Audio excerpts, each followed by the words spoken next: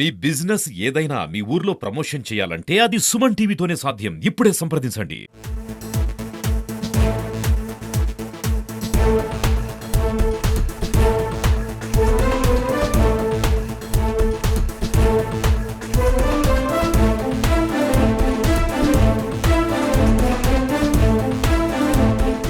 కశ్మీర్లో ఉన్నటువంటి సమస్యని భారతదేశం సమర్థవంతంగా ఎదుర్కొని కశ్మీర్ని భారతదేశంలో ఒక ముఖ్యమైనటువంటి అంతర్భాగంగా తయారు చేసేందుకోసం మన ప్రభుత్వం చాలా తీవ్రంగా ప్రయత్నం చేసింది. రకరకాలుగా టెర్రరిస్ట్ అంతా ఎలిమినేట్ చేస్తూ పాకిస్తాన్ నుంచి టెర్రరిస్ట్ దేశంలోకి రాకుండా ఉండేందుకోసం కొత్త టెక్నాలజీస్ అన్ని డెవలప్ చేసి వాళ్ళని రాకుండా ఆపేందుకు చాలా ప్రయత్నాలు చేసి కాశ్మీర్ని ఒక సురక్షిత ప్రాంతంగా తీర్చిదిద్దేందుకు చాలా తీవ్రమైన ప్రయత్నం చేశారు. ఆ ప్రయత్నంలో చాలా సఫలయ్యాం. కాశ్మీర్లో మామూలు పరిస్థితులు నెలకొన్నాయి. గత కొన్ని సంవత్సరాలు ఇప్పుడే కాదు, చాలా మంది యాత్రికులు కాశ్మీర్కి వెళ్ళటం, అన్ని ప్రాంతాలు తీసుకురావడం, దాదాపు మనం ఇక్కడ ఉన్నటువంటి వాళ్ళు అందరం కూడా ఈ మధ్య కొద్ది సంవత్సరాల్లో ఎప్పుడో ఒకసారి కాశ్మీర్కి వెళ్ళి తీసుకురావడం ఎంత జరిగింది.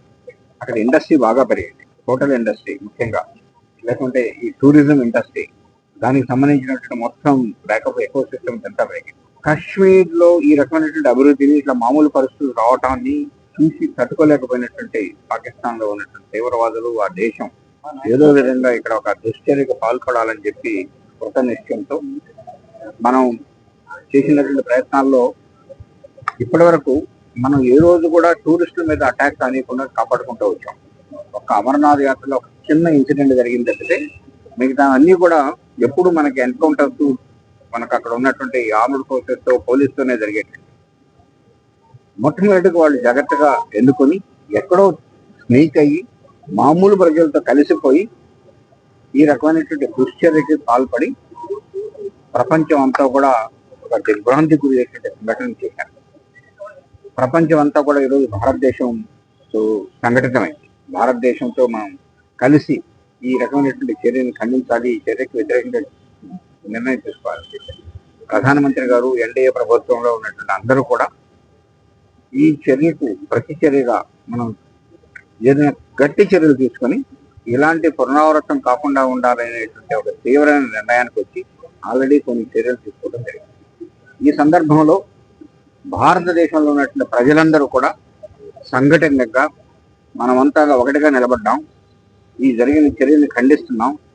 ఈ చర్యలో, ఈ దుర్ఘటనలో చనిపోయిన వాళ్ళందరూ కూడా మనం మద్దతుగా ఉండి వాళ్ళకి కావాల్సిన సహాయ సహకారాలను అందిస్తామని చెప్పి భారతదేశం అంతా చెప్పేందుకు మా ప్రతి ఒక్కరూ ముందుకు వస్తున్నారు.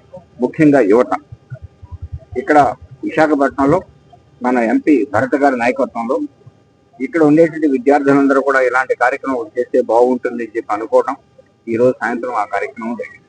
దేశవ్యాప్తంగా ఇలాంటి కార్యక్రమాలు అన్ని దగ్గరలో జరుగుతున్నాయి. ఈవేళ ఉదయం నేను భరత్ గారు చెప్పినట్టు కావల్లో ఎవరైతే చనిపోయారు, మధుసూదన్ రావు గారి వారి ఇంటికి వెళ్ళి వారి భార్య కామాక్షితో, వాళ్ళ కుటుంబంతో కొంతసేపు గడిపి వాళ్ళని ఓదార్చి జరిగిన విషయాలు తెలుసుకుని తర్వాత కుటుంబం ఎలా ముందుకెళ్లాలనే విషయం కూడా చర్చిస్తూ రావడం జరిగింది.